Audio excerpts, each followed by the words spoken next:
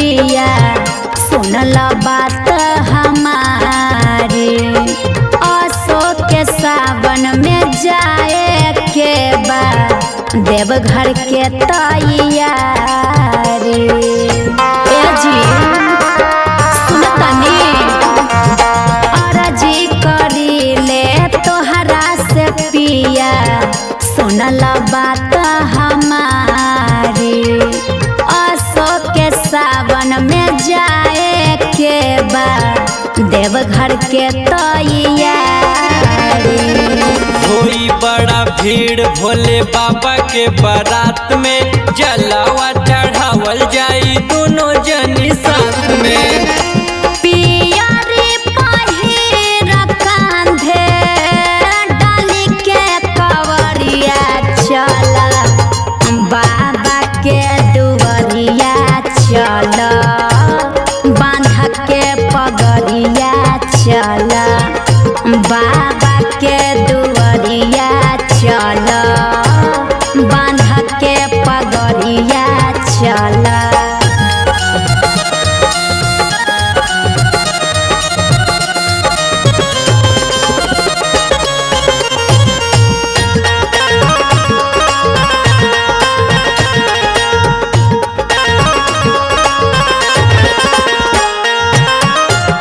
देवघर नगरिया बाटे बड़ी मशहूर हो, जाए के बहादुर बाकी जाइब जरूर हो।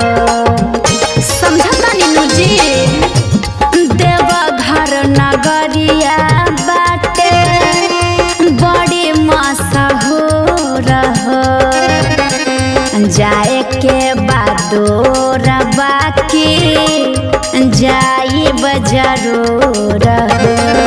भोला बड़ी भीड़ लागे लंबी कतार हो, बाबा के दुआरिया पे होला जयकार हो।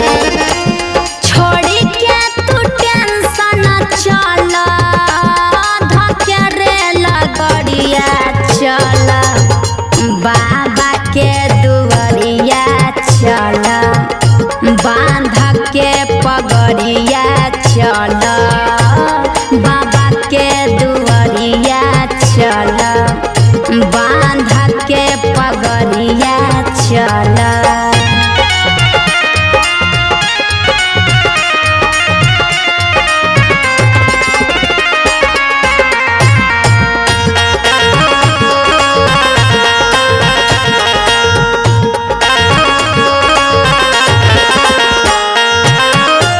बाबा बैजनाथ के जे गावत चली नाम हो, दुखबा विपतिया से मिल जाए आराम हो। बड़ी दयालु हवे बाबा बैजनाथ के जे गावत चली नाम हो, दुखबा विपतिया से मिल जाए आराम हो। पवन कुमार होई बाबा के नजार हो, बबुआ प्रकाश चल चली देवघर हो।